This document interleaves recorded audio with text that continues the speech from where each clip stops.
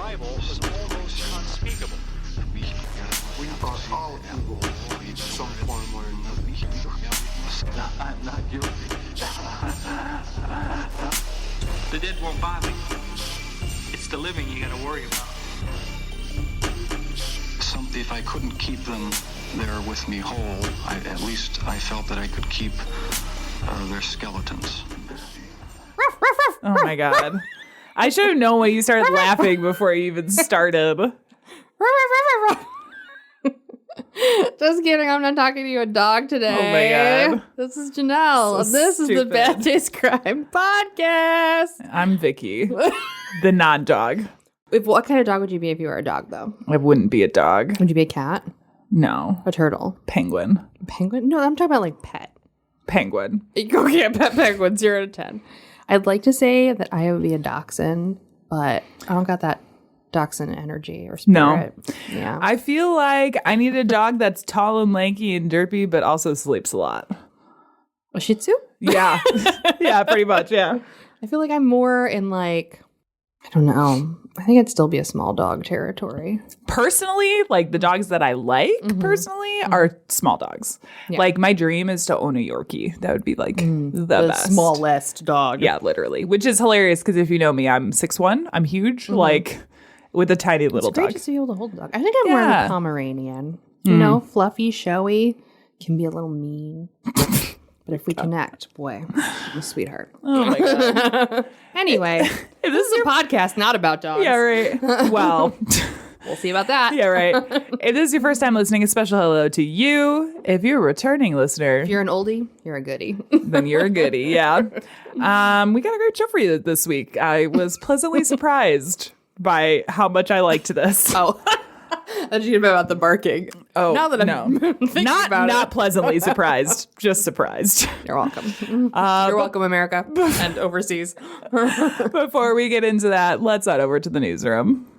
Unfit to breathe, our food is unfit to eat. We sit watching our TVs while some local newscaster tells us that today we had 15 homicides and 63 violent crimes, as if that's the way it's supposed to be. We know things are bad, worse than bad. I wasn't sure what I was going to do, but I went with it. Oh, God. Just came out of my soul. This week, our news is it's ABC News from Maryland, where a man is charged with first-degree murder. Of a crab. No. Of a person. Maryland. Of a human. Oh, God. With a crab. So, Murder of a human with a crab. no. None of the above.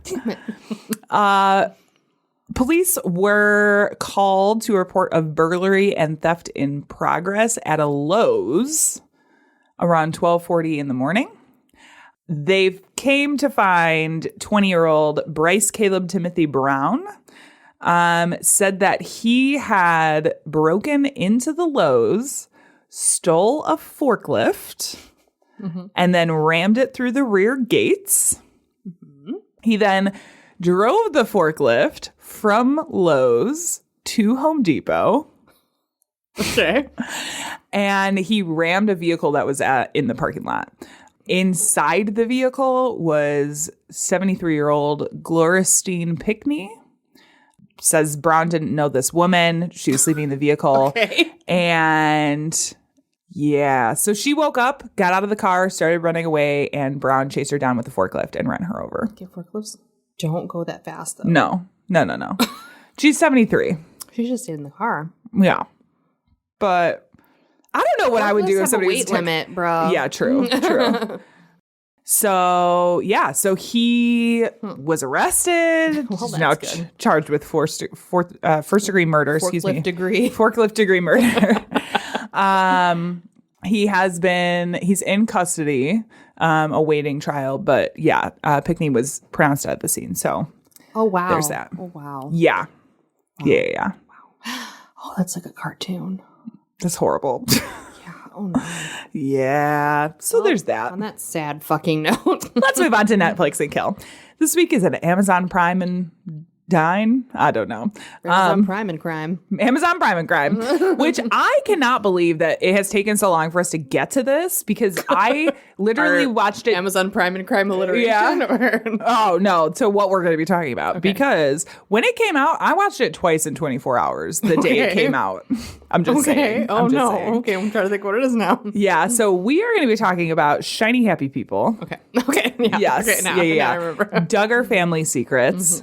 So if you're not familiar, the Duggars were on a TV show called, it originally was called 18 Kids and Counting, and then they added an additional child and called it 19 Kids and Counting.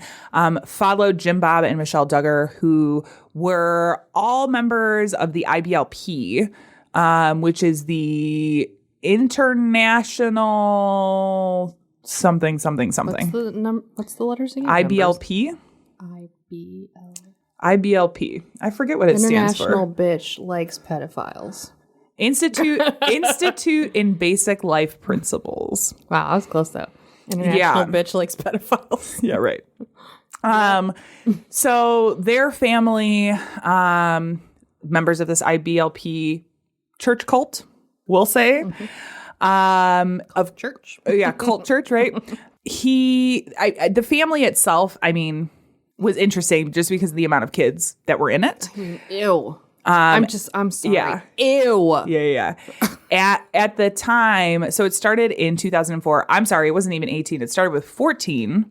17, 19. Yeah, they talked. I mean, it was sort of this era in reality TV where it was like, let's follow everybody in their lives. And, really sort of she didn't have to push at the end there, Yeah. No muscle tone whatsoever. Well, she was also running into a lot of health problems. Yeah, I wonder why. Yeah. Are you fucking cattle, ma'am? Yeah, right. And part of the IBLP's doctrine is the quiverful movement, which if you're if you're unfamiliar with the quiverful, it comes from Psalm 127:5. Happy is the man that hath his quiver full of them. So quiverful arrows? Yes, it essentially means that you want to have as many children as you can possibly have until God stops giving you children, right? Until your wife dies. This is just the Duggar family show, okay? Then all of a sudden... Gobbled it up. Yeah, all of a sudden it comes out that Josh Duggar, who I believe is the eldest of all the brothers, who was married and had children, involved in a bunch of stuff. Yeah. Turns out that he had forcibly touched at least 5 girls, including 2 of his sisters, Jill and Jessa. There's also child pornography and a lot of... One pedophile and counting. A lot of very inappropriate stuff. The daughters initially came out and they said, we forgive him, blah, blah, blah, blah, blah. How much of that was their... Yeah, no. So the documentary actually looks at, I believe, Jill. Yeah. They're all J's. You'll hit it eventually. Yeah, because one of them is primarily featured in this documentary. I think it's Jill, who has at this point pretty much severed ties. Her and her husband at some point were adamant about not participating in the show anymore, and primarily tell their story in this Shiny Happy I'm pretty People. sure a couple of the daughters have walked away completely. Yes, yeah. So it's interesting. It's sad. It's disgusting. Yeah. But IBLP is not an organization, a cult that I was super super familiar with. So I found that part of it really, really interesting. All Mormons are a cult. It's not Mormons. They're not Mormons. They're not affiliated with what's the other one I'm thinking of? Amish? Mennonite? Yeah, all those things that are the subset. Yeah. No, yeah. They're IBLP, Mormon adjacent. They're definitely Mormon adjacent. Yeah. They do not have any connection with the Mormon church, though. I think a lot of people would assume that, but absolutely zero connection with the Mormon church. It's very much its own thing. They promote various forms of corporal punishment for children as young as infants, newborns, to train them to listen and just be obedient. They have a buddy system where the oldest kid Great way of putting it. Yeah, that's what they call it. I know. The buddy system. Eldest children in order take care of the babies that mom is having. And they all take turns to get new buddies. And then they're pretty much responsible for that child's upbringing as far as clothing, feeding, bathing. It's disgusting. Yeah. That's not a child's responsibility to ever take care of another child. Ever. Yeah. Ever. Yeah. Obviously, once these allegations against Josh Duggar came out, TLC was like, peace. We are canceling the series. Interestingly enough, at the time, 19 Kids and Counting was bringing them in millions of dollars. And by canceling the series, they lost like $24 million in revenue. It was crazy. Good, I'm glad. Yeah. They did try to do some spinoffs, but largely the family was just done being in the show. Well, the kids were done being in the show. The parents still wanted to, but, you know, because it's like nothing to see here. But the documentary itself, you've seen this, right? Interesting. And I think looked at, because Jill Duggar is not the only one that's interviewed. Her cousin is interviewed, who was also a large participant in the show, and various other members of IBLP. Yeah, there was a podcast also, like a limited series podcast. Oh, really? That it covers the very similar things that I listened to before I watched this. So yeah, it's definitely, I think, worth a watch, because this is really the first sort of, I don't even want to say expose, but first sort of documentary that like puts everything in one spot. And this honestly came out at the time it did because Josh Duggar was just convicted in May 2021 of his child pornography charges and is currently serving 12 years in federal prison in Texas. see if he survives it. We'll see if he survives it. After his son went into prison, his father, Jim Bob, still decided to run for office, ran for state senate in Arkansas. Bro, what? Yeah. It's kind of wild. I think worth a watch, though. That's on Amazon Prime. It's called Shiny Happy People. Check it out. Is that part of the show where we say content may not be appropriate for all listeners? Although this week I think it's pretty okay. I think it's pretty appropriate I for think all it's listeners. Yeah, it's pretty okay. There's one part where it gets a little like, oh, God. Yeah. Mine, it's pretty okay, I should say. So what are we talking about, Janelle? Well, I thought we could do something fun and weird for this episode like I try to do for every episode. But today we're going to talk about a crime that I think is the most serious crime we have ever talked about, Vicky. And I'm fucking talking about dog napping. Oh, my God. You're wild. Yes, I said dog napping. And if someone took my dog, I would stab them in the fucking face for real. Okay, so this is why it's serious to me. I get it. I still think murder's a little more serious, but like, I don't know about that. Yeah, I still think murder's a little more serious. What do people provide that a dog doesn't provide? Okay, nothing. The answer is nothing. Conversation. I talk to my dog all the time. Yeah, but your dog don't talk back. He doesn't talk in back, English. He reacts. In English. He reacts. English reactions. I was like, oh my God, you're the cutest boy ever. God. And he's like, I know, bitch. Girl. You're wild. But you might think that dog napping is like this new phenomenon with the 21st century or whatever, but it isn't. The word, of course, is more of a recent adage, but the crime itself has been around as long as we've been domesticating animals. Yeah. Dogs were protectors, helpers, co-workers. And so the time it took to kind of catch, breed, train, it's a lot of work. And so people would take dogs left and right because, you know, they're worth a lot. They do stuff. The first lost dog advertisement, I'm going to put lost dog because it was probably kidnapped, was actually in a catalog by the American Kennel Club. And it was the newspaper section called The Saver.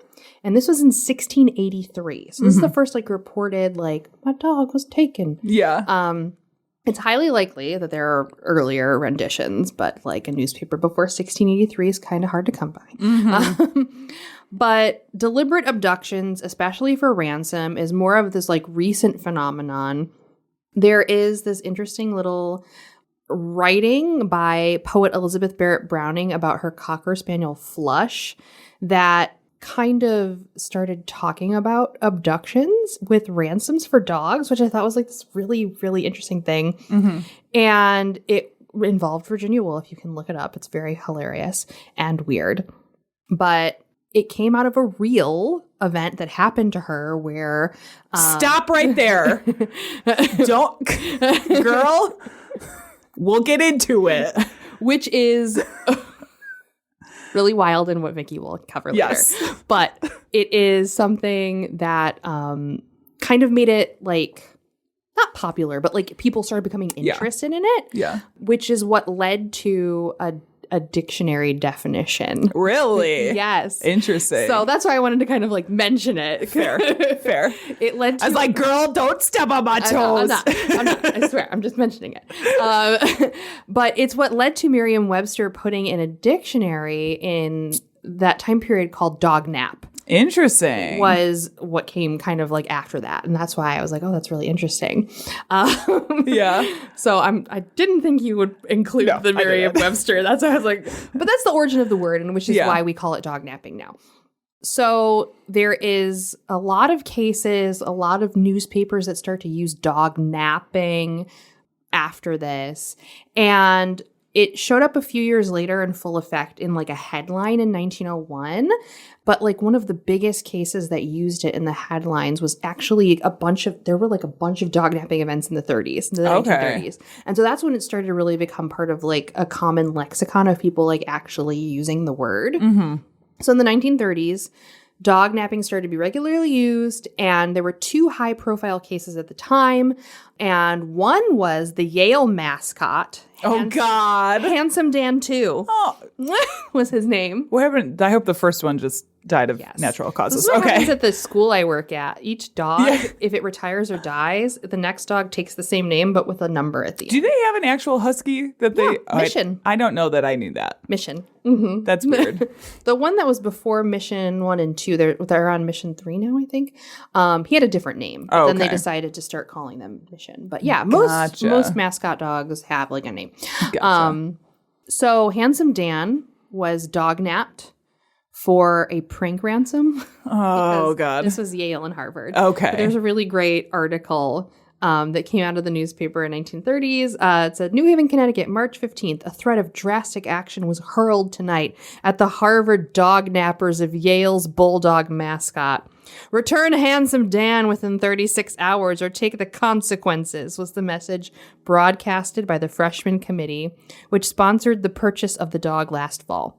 The committee headed to New Jersey and added that Handsome Dan is a sick dog, and the veterans say he may die unless he is provided with his proper diet. Aww. So they had this dog, this bulldog, very purebred bulldog.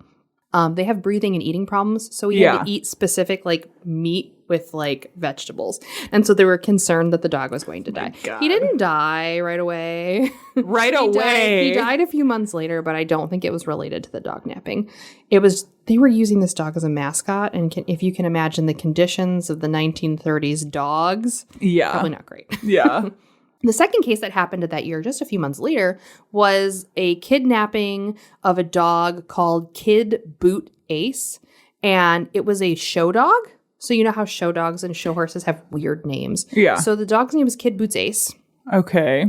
And he was a purebred Boston Terrier who was a winner of the Westminster Dog Show. He was dognapped while making his rounds after winning the dog show. He was eventually safely returned, but the ordeal took months. And these 2 cases happened at the exact same time in the 1930s, and this is what put the terminology dognapping into like the forefront of our lexicon. Now, fast forward to the 1960s. Okay. Animal Welfare Act legislation was starting to become more and more of a thing, and they were passing this law about Animal Welfare Act, and they wanted to include dognapping protection in it. Okay. It was like crazy. So there's this article that says, Seek Change in Dognapping Bill. A spokesman for 1,200 medical research organizations urged a House subcommittee Monday to revise a dog bill designed to halt, quote-unquote, dognapping, interstate trafficking of stolen dogs and cats. The president of the National Society for Medical Research said in testimony prepared for the House subcommittee that the scientific community approves heartily of the basic objectives of this legislation. So they asked that the references to animals other than dogs and cats be eliminated from the bill, and it would impose a impossible burden to regulate trafficking of fish, frogs, turtles, reptiles, birds, and so many other mammal forms used in laboratories. So what this bill was trying to do, and it is a present bill, and it's been amended like 30,000 times. Of course. They were trying to include in this like every single conceivable thing that you could do for animal welfare. Yeah. That includes saving animals from scientific research. That includes the taking of animals over interstate lines. That includes the mistreatment of animals in breeding programs. Okay. So the bill was kind of supposed to be like this general safety of animals. However, they kind of took out all of the actual dog napping. And so now within the bill, there's a lot of roundabout ways at this time that dog napping could be used in the court system, but it wasn't legitimately like just dog napping how we think of it. Okay. Of course, eventually the amendment was changed like a billion, like seriously, there's like a list of all the times that it was amended. Oh, I'm sure. And Classic. they actually Wheels of government move very slow. So they actually, in that bill too, is why we only use laboratory mice in the United States. Because that was they did regulate fish, frogs, turtles, reptiles, and birds and mammals. Okay. And in the United States, if you're conducting research, you're only allowed to use a specific kind of laboratory mice. Yeah. Now, if you do your research outside of the United States, you can use whatever the fuck you want. Gets a little more pieces complicated. will circumvent that by taking their research outside of the United States. But I digress. You would think that this would help curb dog nappings, but instead it's actually increased. Really? Increased. In 1976, more than 100 dogs per month were being taken and held for ransom in the Chicago area alone. Let me repeat that. 100 dogs per month in Chicago alone, 1976. It's fucking nuts. Yeah. The American Kennel Club began to track pet thefts in the United States in 2007. Wow. Okay. Kind of surprised. And they found that in 2009 alone, a 30% increase from 2007 when they started this to 2009 in this type of dog napping crime. Wow. Wonder why. So the dogs that are being kidnapped are purebreds for the most part. Yeah. And purebred dogs are worth a lot. Yeah. Well, I feel like the demand for them has gone up because it is sort of a status thing, right? It's like, so I could see that.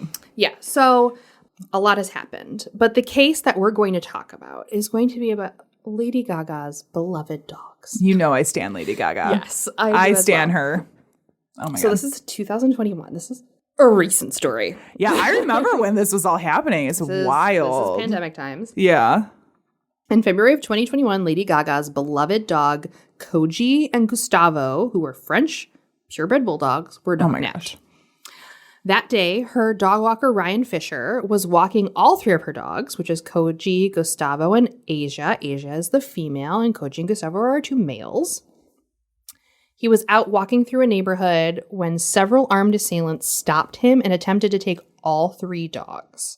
Now, I have a link to a video of the actual dog napping caught in progress. So it's linked in there if you want to watch it. I'm going to put it up here with the volume on. I don't know if there is a lot of talking over this video, actually. I watched it with the captions on while I was at work. So. Gotcha. Am I supposed to come over there and watch it? You can watch it, yeah. Okay.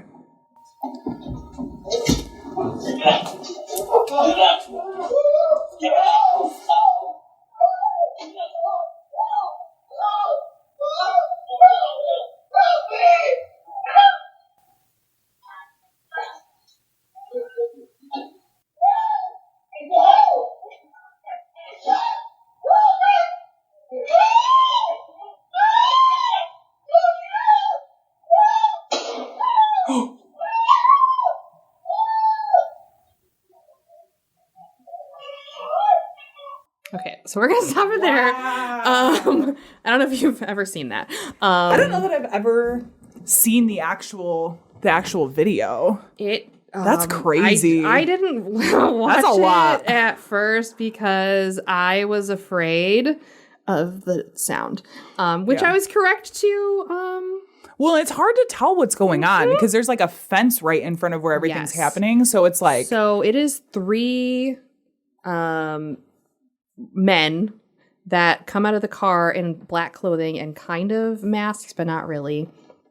And they immediately, two of them pull the dog walker, Ryan Fisher, like away. Yeah. He was able to hold on to Asia, the dog, the girl dog, but he released the other two because he was holding them in two separate hands. And so then the third man takes the two dogs and they're wrestling with him trying to take the third dog. And he literally is like panicking. And it's not that he's not trying to let go of the leash. He's like having this response where he's just clutching. Like he can't let go. Yeah. And you can tell he's like like full on fucking Full panic. panicking. Which I'm like, it is crazy to me that nobody hears that and comes out. Oh, they did. Did they? Okay. They did. Right, like when the gunshot happened. Yeah. Yeah. Because he's screaming he's for screaming. his life. So he kind of is basically fighting a little bit when he's like, please don't, please don't. They wrestled 2 of the 3 dogs from him. And in the police report, it reads, the dog walker was shot at 9:40 p.m. local time in Hollywood. In the 1500 block of Sierra Bonita Avenue, the male suspect in the shooting took the 2 dogs from the victim, shot him using a semi-automatic handgun, and fled the scene in a white sedan driving north on Sierra Bonita Avenue towards Hollywood Boulevard. In all of the stories, you can actually go on his Instagram and still read all of this stuff. Fisher recounted laying on the ground bleeding out. And like, I'm going to cry just like thinking about this. But the little dog Asia curled up next to him and in a pool of his blood and was like waiting on him. And he's like gently yelling because he almost bled to death. Yeah. They shot him square in the fucking chest in his lung. Yeah. And thankfully, the people heard the gunshot. The people ran outside in that neighborhood. They were trying to like stop the bleeding. They called the police. He was rushed to the hospital. He thankfully made it. But if no one would have come outside within the next, 10 to 15 minutes with the police and stopped the bleeding, he would have bled to death. Shot him like right in the fucking chest. That's so scary. He did almost die in the hospital. They let him go, like they released him, and then for some reason there was some complication. His lung collapsed. Oh my God. Like the next day after his release, and he had to go back. He thankfully was okay. I think Lady Gaga gave him like $1 bajillion. Yeah. Which for she's like good like saving that. her dog. Yeah, she's her good like dog, that. Yeah. On February 26th, 2021, Lady Gaga offered a reward of $500,000 for someone to safely return Koji and Gustavo to her, and she wrote on social media, quote, "My beloved dogs Koji and Gustavo were taken in Hollywood 2 nights ago. My heart is sick and I am praying for my family. We will be whole again with this act of kindness. I will pay $500,000 for their safe return. Email kojiandgustavo@gmail to contact us. If you bought or found them unknowingly, the reward is the same. Okay. I continue to love you, Ryan Fisher. You risked your life to fight for our family. You're forever a hero." I don't know why I'm getting emotional. Oh my God. But like because she's the fucking best. She's the best. She's a This treasure. Fucking guy almost died over dogs. Like, it's so crazy to me that people are out here like literally doing this. Yeah. But like Lady Gaga's little monsters, man. That's all I have to say. Yes. Like, Love you, Mother Monster. yes, probably the shit out of them dogs. So detectives, I mean, it could be that I'm getting on my period. That's probably what but Dude, I fucking hate that. Okay, can we be real for a second? just thinking about I this hate the little dog in a pool of realization blood. when you're like, oh my God, this is just touching me and I'm just crying about everything. Oh wait, I'm just about to get my fucking period. That's why. Literally like an hour and a half ago. I'm like, oh, okay, it struck me. Oh my God, that's so funny. So detectives did not initially believe that the suspects were targeting the victim because they knew that those were Lady Gaga's dogs. Yeah. They thought that it's because they're purebred French bulldogs. That's the most popular dog in the United States right now. And they were robbing this man of these dogs because they were going to resell it. It's a robbery motivation. Yeah. Now, they are ranked the most expensive and popular dog breed, and they can sell for $4,000 on average. Oh my God. And that would be like street credit value for that. Yeah.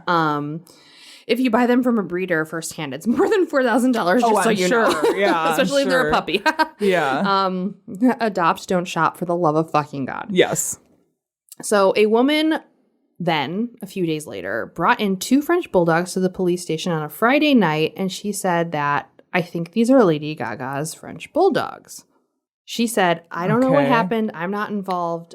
I found these 2 dogs tied to a pole outside on the street. She reached out to the person who had left a sign that says they were for sale, and she's returning them for the reward." Now, this is highly suspicious. Yeah. So they start investigating. They start looking into this woman just to be on the safe side. And this is March now. It was getting a little bit closer, but there was a news article that stated the people who stole Lady Gaga's 2 French bulldogs and shot her dog walker may have been part of a gang initiation. And it also said in a separate article in the same day that the woman who found the dogs hasn't received her $500,000 reward because the cops have not cleared her yet. Right. So they didn't believe this woman from the jump. And essentially, they were actively investigating her immediately as soon as they brought in. Which good. She's like, here's the dogs. They're like, where's your ID, bitch? And like started looking into her. Yeah. By April, so this happened in February, by April, there were arrests made. The police have since identified James Jackson, Jalen White, and Lafayette Whaley as 3 men who approached Fisher that day in February, and they have been charged with armed robbery and attempted murder. Jackson's believed to have been the person who fired the gun at Fisher. He's facing additional charges of assault with a semi-automatic firearm and being a felon. He concealed this firearm in the vehicle, so guess what? Another charge. Oh my God. The LAPD also named Jalen White's father, Harold White, as an accessory to attempted murder. And the woman who brought in the dogs, Brittany McBride is her name, she is Harold White's girlfriend. Oh boy. Guilty by Okay. association, 6 degrees separated, not even, it's like 1 degree 1 separated. degree. Yeah. So she's the one who brought the dogs in, and she faces the exact same charges because the investigation revealed her relationship with Harold and the fact that she knew this was happening the entire time. Oh my God. So People are so dumb. People are so fucking dumb. Police say Lafayette Whaley drove James Howard, Jackson, and Jalen White around as they searched for French bulldogs. Jackson and White attacked Fisher, hitting and choking him before Jackson hit him with the semi-automatic gun in his chest. Like we're beating him up. It's fucking horrible. Now, just last year, 2022. Okay. Jackson took a plea deal and was sentenced to 21 years in prison. Whaley pled no contest and was sentenced to 6 years in prison, while Jalen White pleaded no contest and was sentenced to 4 years in prison. Brittany McBride, who was in that relationship with Harold White, the both of them were charged with 1 count of accessory after the fact, and then Harold was charged with possession of a firearm. Okay. So did anybody get charged with like attempted murder or anything? No, because they pled no contest and they had a plea deal. So the guy who shot him was the one who took the first plea deal. That's why he got 21 years in prison. Okay. Yeah. Got it. So it was kind of hard to keep track of who shot the guy. Yeah, but, the Jackson right. guy was But the I'm one who shot like, the no, guy. that's definitely attempted murder on someone. Like, yeah. So McBride actually pled no contest, and she was then charged instead with receiving stolen property and was sentenced to 2 years of probation. So they kind of lessened that for her. Okay. Harold White pled no contest in his sentencing, but I haven't found any sentencing information that's been updated. Okay. So that just the charges, but I imagine he probably will get probation as well because he didn't. The firearm issue is a separate issue, but like for the actual like property issue, I don't think it'll be. Yeah. But in a plot twist, Okay. Brittany McBride's audacity. She claims that she never received the $500,000 reward despite her alleged involvement in the crime. She sued Lady Gaga for breach of a, quote, contract, fraud by false promise, and fraud by misrepresentation because she stated that Lady Gaga stated in her statement about the reward that there would be no questions asked. Okay.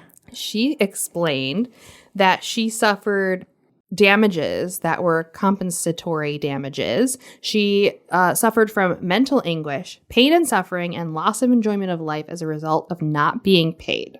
Okay. This is recent. This happened at the beginning of this year. Yeah.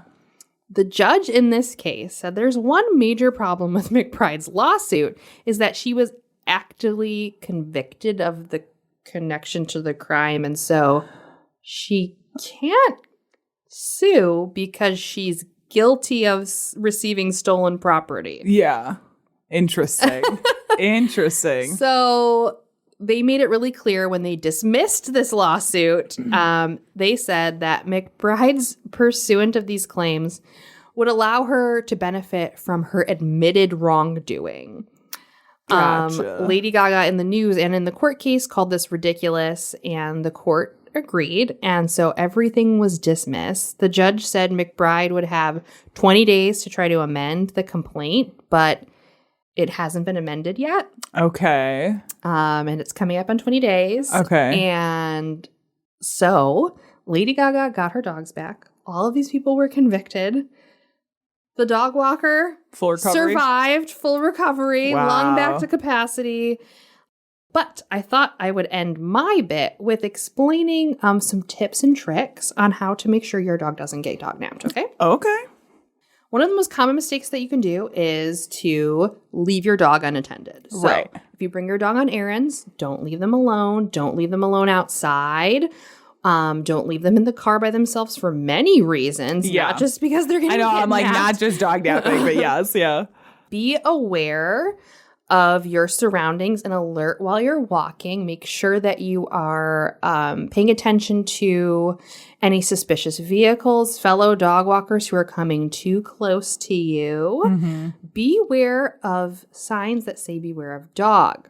Now, this is a weird one, okay? So people will post these signs as like positioned kind of deterrents to put people into other areas. So like push Okay. a person to walk in a separate area. Yeah. And so, which is really bizarre, but this has been proven apparently that if you have a beware of dog sign, like just be cautious that they're trying to push you into an area to walk where you can be dog napped. Interesting. Yeah. Yeah, I would not have thought of that. So other things to do is microchip your dog.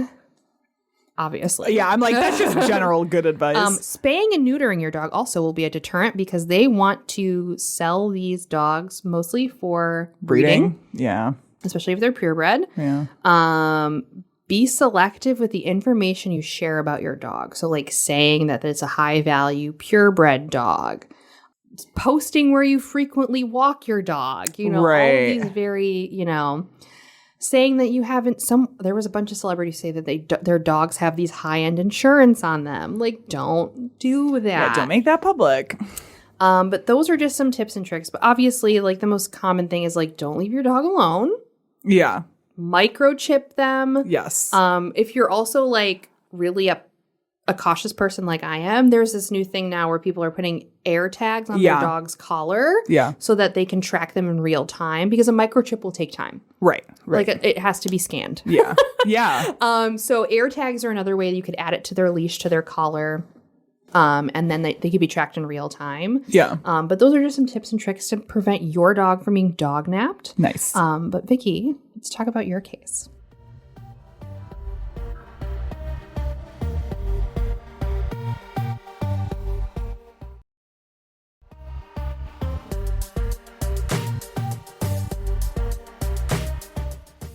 Yeah, so this was a really interesting topic because honestly, like when you start looking at dog napping stories, they are not the most beefy research subjects because they are kind of a blip. It's not necessarily yours. Like that story of Lady Gaga is like kind of wild. And because it is somebody who's famous and like the actual actions are just like kind of wild, like there's more to it. Yeah. So they become a little tricky to like research a little bit. That isn't just like a little blip. But I started looking into some of these cases and I got sort of steered toward dog napping in Victorian London, which apparently was a huge ass problem. Yeah. So in Ross Gilfillan's book, Crime and Punishment in Victorian London, A Street Level View of the City's Underworld, he looks at the seedy underworld of Victorian London from like pickpockets to pornographers, basically. But he included this really interesting little passage about dog napping that I wanted to start with. Quote, "Even dogs aren't safe in Victorian London, especially," Henry Mayhew notes, "those dogs ladies are fond of, spaniels, poodles, and terriers, sporting dogs such as setters and retrievers, and also Newfoundlands." Having exhausted his list of dogs at risk, Mayhew describes the modus operandi of a typical dog thief. When they see a handsome dog with a lady or gentleman, they follow it to see where the person resides. And they then loiter about the house for days with a piece of liver prepared by a certain process and soaked in some ingredient which dogs are uncommonly fond of. They are so partial to it, they will follow the stranger some distance. I mean, it's food. Bitches in heat are also used to decoy unwary dogs. When a valuable dog follows, it is picked up and taken home, where the dog nappers wait for a reward to be offered for its return. The owner is told the dog will be returned for a certain sum of money. If not, it will be killed. Some dogs, Mayhew says, are stolen 3 or 4 times. Just as pickpockets have their fences, so the dog stealers have dog receivers or dog fanciers, men who will return the dog for part of the reward. Dogs are frequently restored by agencies of this description, Mayhew says, like today's high-end cars. Some of those stolen are sent to Germany, where English dogs are sold at a high price. So that kind of gives you an idea of what was going on. Yeah. Henry Mayhew was a journalist at the time, and he also noted that there was an estimated, quote, there was as many as 141 individual dog stealers operating in London, with 45 of them considering dognapping to be their main profession. Around the same time, one estimate put the industry's income as £4,000, which is approximately $60,000 today. So clearly, like you said, through the ages, though, like 18th century and into the 19th century, like this has been a real issue. Mm-hmm. And in like the end of the 18th century or into the 19th century, some of the dognapping rings in Victorian London earned the moniker the dog-banditti. Apparently, the dogs even had value if they were dead, as there was quite a lucrative market for dog skin leather gloves. Yeah. Which, according... It's such a weird juxtaposition. Yeah. It's like, oh, these precious dogs, but also accessories. Yeah. So according to Stephanie Howard Smith for History Today, quote, these dogskin leather gloves were a must-have luxury item and reputed to moisturize the hands. Even the philosopher Jeremy Bentham, who argued against causing unnecessary suffering to animals, owned a pair. It's just so moisturizing. The dog's already dead. I mean, might as well. I need my moisture. Use all points, or all parts. Mm-hmm. I did want to mention, because this I thought was really interesting, didn't know this was a thing. Stephanie Howard Smith is actually a historian of human-dog relations in the 18th century. That's very specific. Very specific. And research administrator for the AHRC-funded Pet Histories and Wellbeing Project. No. Yeah. So there's like a market for people who want dog histories. Mm-hmm. Anyway, this all leads me to the person you mentioned earlier, Elizabeth Barrett, and the story of what is called the most dramatic dognapping of the 19th century. I mean, it's all dramatic, really. But I mean, all very dramatic. Lady Gaga has obviously taken over that. Oh, yes. In the most dramatic part. So for some of you, you may recognize the name Elizabeth Barrett Browning from arguably her most well-known writing, Sonnet 43, which the opening line is, "How do I love thee? Let me count the ways." Mm-hmm. Yeah, that old chestnut. And I wanted to highlight that because her being a writer is directly why the dog napping word became a dictionary word. Yeah, exactly. Like, oh my God. Excuse me. Yeah, and that even the Virginia Woolf piece is like kind of weird because she like, it was this very experimental like thing where she was looking at life through a dog's eyes. Yes. I mean, it's all very strange. It's very strange. But if you're into I like love Virginia Woolf. Yes, She's yes. nuts. And I'm like, if you're into literary greats, like this is the story for that because Elizabeth Barrett is so connected to just like all these avenues. So let me give you a little bit of background on her because it is kind of important to the story. Soft soul. She is a very, very soft soul and soft body, frankly. All the soft. Yeah. So she was born in England in March 1806 and was the oldest of 12 kids, 8 boys and 4 girls. There was a little bit of controversy surrounding her birth because she was born like just slightly before her parents got married. And so, yeah. Scandal. So in order to conceal this, they pushed her actual christening back like 2 years. So she was like christened in secret, but they did like this public christening 2 years later, just to make sure everybody knew that she was born after they got married. Don't you know? Now, her family was pretty fucking rich, I would say. They lived on a She could write. Yeah, right. They lived on a 500-acre estate called Hope End, where they had this huge opulent mansion. Her education consisted of a home tutor, and Barrett began writing prose and verse at the age of 4, which is wild. Yeah. How? Yeah. And we've already talked about this, but she ends up becoming one of the most famous Victorian poets in England and in the U.S. at the time. In fact, her mother collected most of her poetry, making it one of the largest extant collections of juvenilia by any English writer. Yeah. Because most people crazy. would discourage that. Yeah. So. Yeah, that's very true.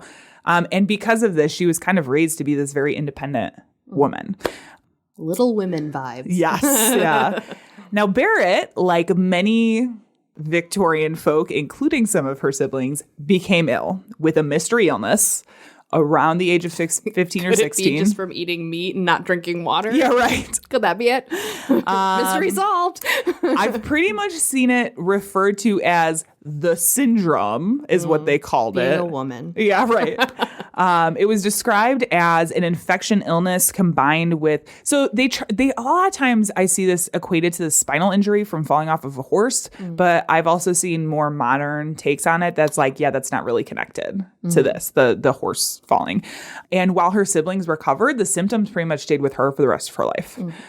Now it's believed that she was suffering from either myalgic encephalomyelitis / chronic fatigue syndrome is what it's more normally called, polio, or hypokalemic periodic paralysis. Alrighty. Don't know what any of those are. Can't move. Yeah, basically very tired, can't move. Same girl. Yeah, same. Yeah. Barrett was sent away for recovery at like a spa. Seaside. Yeah, it was like sent typical. away. And then she ends up relying on opiates like laudanum. Classic. Yeah, so she pretty much takes laudanum for the rest of her life, essentially. Around 13 years later, Elizabeth comes down with another illness that we now would think of as a tuberculosis ulceration of the lungs. Yum. Right?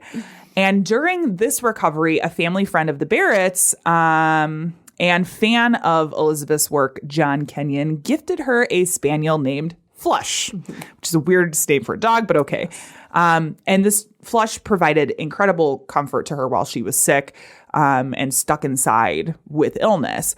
Now, eventually she becomes well enough to leave the house for short trips, but a lot of times they were very painful, very tiring. So fast forward to September 1846. 40-year-old Elizabeth was running errands with her younger sister, Arabelle. Now, of course, Flush accompanied them on their errands, although at this time, what I'm realizing is it was pretty common for dogs to not be on leashes. Oh, yes. They would just like walk along with their owners, which is also why so many of them got fucking stolen, but didn't really have leashes. And this was the case at this time. So the two women, having finished their shopping, hopped into their carriage to head home while Flush waited next to the wheel of the carriage. And this is from Crime Reads, quote, "Once she was seated, Elizabeth called, 'Flush!' Flush did not spring into her lap as expected. Elizabeth and her sister frantically searched underneath the chassis and scanned the bustling streetscape for any sign of him, but he was gone. In only a moment, Elizabeth's beloved dog had vanished without a trace." So obviously, Elizabeth was devastated, incredibly concerned, and both women knew of the dog banditti that was like running around London stealing dogs. Turns out that Barrett and her sister had been followed for much of the day by the dognappers, waiting for the right moment to strike. Many people believe that Elizabeth was chosen because she appeared very frail and was very soft-spoken, thanks to her illness. And frankly, she was like 5'1". Like, she was a tiny woman. So Elizabeth and Arabelle arrived home and began waiting for the inevitable ransom note that would follow. In the meantime, Arabelle informed their younger brother Henry about the dog napping, and he sprung into action, searching for a mysterious man named Taylor. Why, might you ask? Because this wasn't actually the first time that Flush had been taken. It wasn't even the second time. It was the third time that he had been stolen. So the first time it happened in September 1843, Flush was grabbed while on a walk. The Barrett family put up flyers in search of the dog, and one of the siblings, Elizabeth's brother Alfred, had received information that it had been taken by this Taylor guy. Now, again, this is from Crime Reads, quote, "He called on Taylor, who told him the Barretts had already doomed their dog. Alfred asked why, and Taylor spat, 'Precisely because of your handbills. You have been so ill-advised as to make the affair known. Police are on the alert, and in all such cases, the custom of the fancy is to send off the dogs in question instantly, either abroad or into the country. It is a fatal step to make a loss known to the police.'" It's like, fuck yo, dog. So after a bit of searching, Taylor later showed up at the Barrett's residence demanding £5 and that somebody accompany him to go retrieve the dog. So he had found it. Elizabeth was pretty much like, I'll give you whatever you want. But her dad was like, nah. This is bullshit. This is just a dog. He was very much like, we're not giving these people this money for just a dog. And she's like, but this dog is my best friend. Yeah, right. So he kind of was like not super thrilled for that and sends Taylor away. But Elizabeth decides to take matters into her own hands, reaching out to Taylor, saying she'd pay up. And then a few days later, her brother Henry and Taylor met in a public place where they made the exchange of the dog for the money. Flush was finally returned home. He only had a leg injury at the time. At this time, Taylor informed the Barrett family that actually the dognappers had been watching them for 2 years, waiting for the right time. I know. Leave your dog at home, honey. I know. Be like, I'm never taking him out Do you know how easily you could die in 2 years in Victorian London? Yeah. Like, that's a long time. He also told them that if Flush was taken again, to come and find him, and he would retrieve the dog for the family. The second time came just a year later, in October 1944, in a very similar situation. This time, Elizabeth knew to get in touch with Taylor right away to get Flush back. Yeah. No one's suspicious? No, not suspicious at all. That time, Taylor increased the demand to £6 with a warning that if it were to happen again, the price would increase again to £10. Elizabeth paid up without question, somehow managed to keep it secret from her father, knowing that he was going to be mad, not only that this stupid dog got taken a second fucking time, but that she so readily just like paid up right away. He was probably not going to be happy with that. So this is why when it happened a third time, Henry knew immediately to go to find this Taylor character and see what was up. So according to Henry, Taylor had said he already knew about the dog napping and that he would come by the family home later that day. But when the afternoon came, they still had not heard anything about Taylor or if he was coming and didn't know where her precious pup was at. So she sent a letter all about it to another great poet of the time, Robert Browning.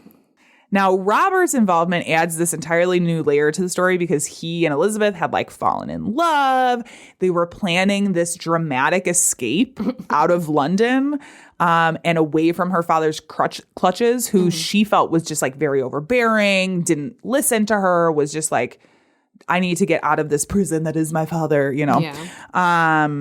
So they were planning on trying to leave. In her letter to Robert, Elizabeth said, quote, "I belong to that pitiful order of weak women who cannot command their bodies when they're with their souls at every moment and who sink down in hysterical disorder when they ought to act and resist." Wow, honey. Okay. Yeah. She was clearly in distress. Very dramatic. Very dramatic. So much so that she was like questioning whether or not she could handle eloping with Robert to Italy. And she was like, well, we're definitely not fucking going to like get my dog back. Like, we are not. And Taylor didn't ever show up at the house that day, as he had promised. It wouldn't be until the following evening that Elizabeth would receive any news about Flush's fate. Taylor arrived the following evening, told the family that Flush was being held in Whitechapel. Are you familiar with Whitechapel at all? I am. That is where Jack the Ripper resided. It is. That's probably what it's most famous for, too. So the dog was being held in Whitechapel, and he also told Elizabeth that she would probably have to pay £10 to get him back. For reference, it's the equivalent of about $1,300. That's kind of where it's at. So Elizabeth was incredibly worried about getting that kind of money on short notice. And she also didn't particularly want to negotiate because there was dozens, maybe hundreds of stories of dogs like legs or heads being mailed back if somebody like dared negotiate the price. So after meeting with the cartel and returning once again, Taylor told the family that they would be able to get Flush back for the low payment of £6, 6 guineas. When he returned this time, Elizabeth wasn't even aware that he was in the house. Oh my God. Yeah, right.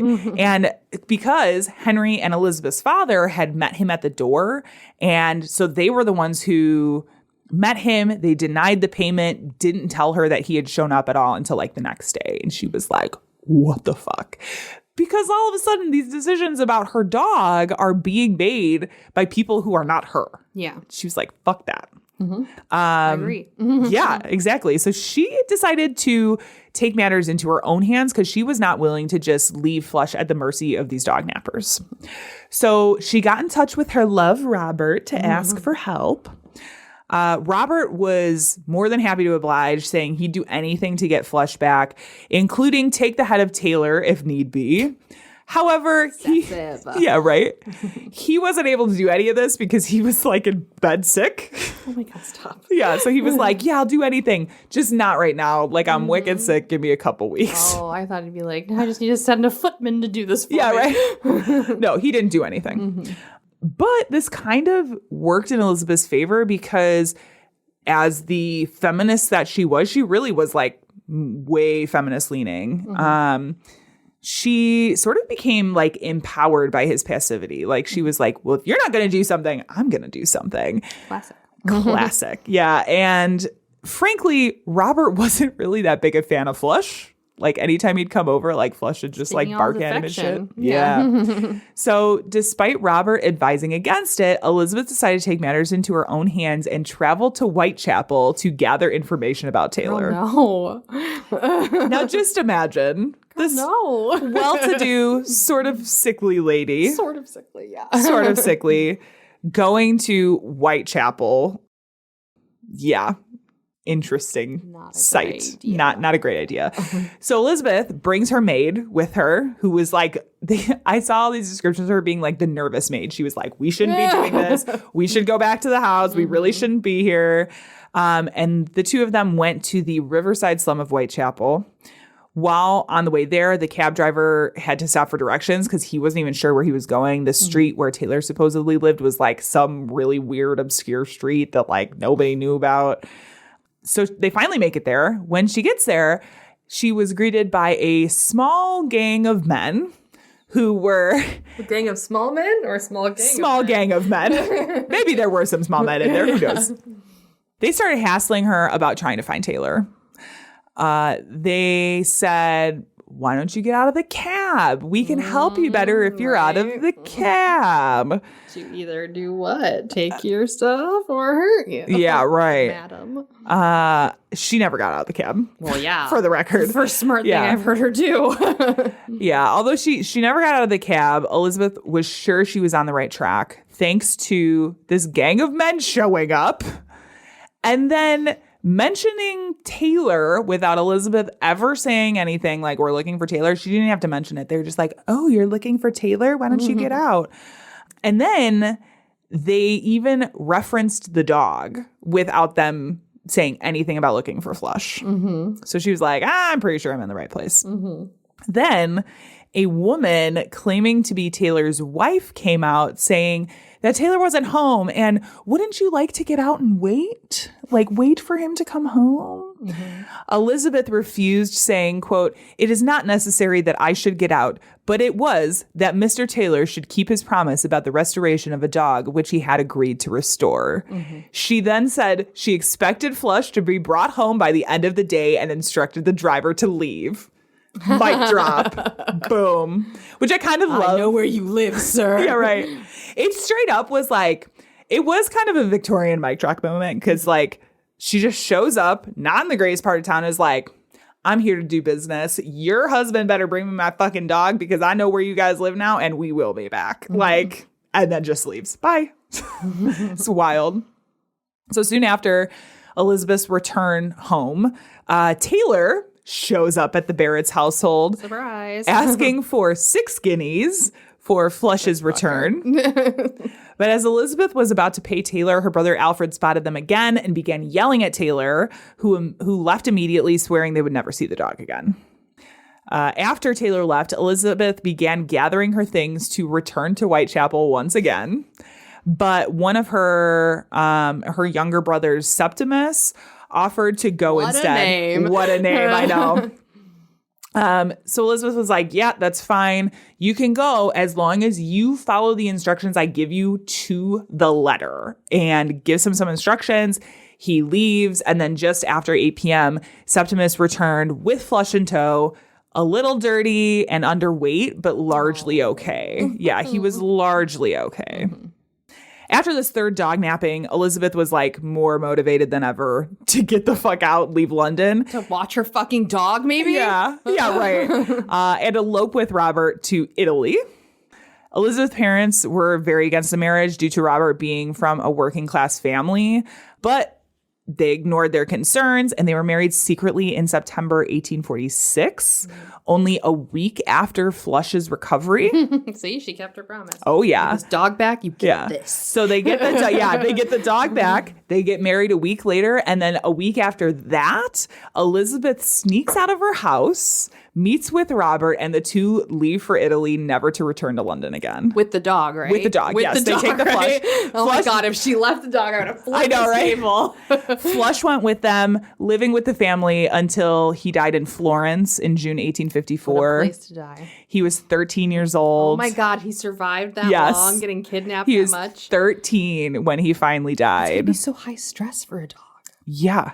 But this is a London street dog. No. Not really. Not really. No, You not know, really. It's like getting fed nice stuff. But I feel like if you make it through 3 dog nappings and then move to Italy, it's like, okay, you can survive that. After the first dog napping, she Yeah. should have been like, and here's what we do. We Yeah. have a person follow us. Yeah, true. Make sure no one is following us. Or put your dog on a leash. Put a dog on a leash. There's an easier Don't solution. take the dog out of your home. Yeah. Yeah. Unless Weird. you're going to your countryside home. Yes, true. And then Two let them run homes. free. Yeah, your 2 homes. That's Yeah, right. it. Like, what? No. So that is Victorian dog napping and Elizabeth Barrett. Very exciting stuff. So before you decide to steal someone's dog, Read Virginia Woolf. read I highly Virginia Woolf. recommend Yes. But also listen to this podcast. Hi, I'm Ellen, and I'm scared we exist in the Matrix. I'm Jaslyn, and I'm bad at ad-libbing. And you're listening to High Expectations, the promo. For our international listeners, you can appreciate our cute New Zealand accents. For our local listeners, you might bump into us in the street 3 times in the same hour. Our podcast is about pop culture, Sexuality, relationships, interesting hobbies. banter, and ragging on each other. You can find us on Apple Podcasts, SoundCloud, Pocket Casts, Podcast Addict. or anywhere you might like to find podcasts. Yay, please subscribe. Goodbye! Well, Janelle, that has been our show. We're done. Sure has. We're done. Before we leave, before we wrap up today, just a quick reminder: we are not going to have any releases next month in November. I believe that should be next month by the time this comes out. Just like, what are So- we recording? What is happening? Yeah. So there will not be any release in November. We will be back in the month of December, just in time for the holidays.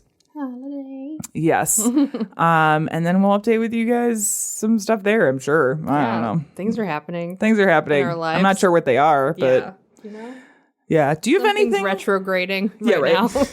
Do you have anything to close out with? I mean, keep your dogs close. And your seriously, enemies closer? and your and your leash is even fucking closer. Yeah, right.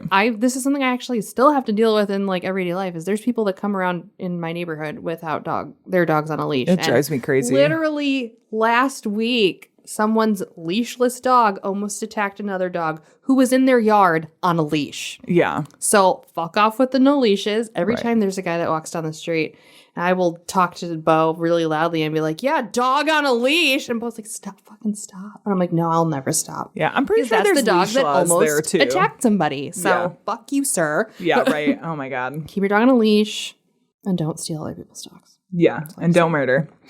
On that note, our sound and editing is by Tiff Fullman. Our music is by Jason Zashevsky, the Enigma.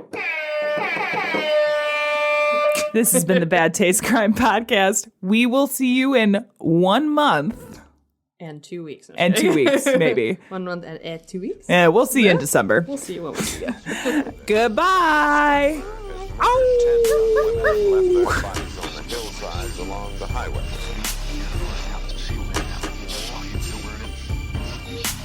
It was as if a wave of evil washed over this town. We are all evil in some form or another.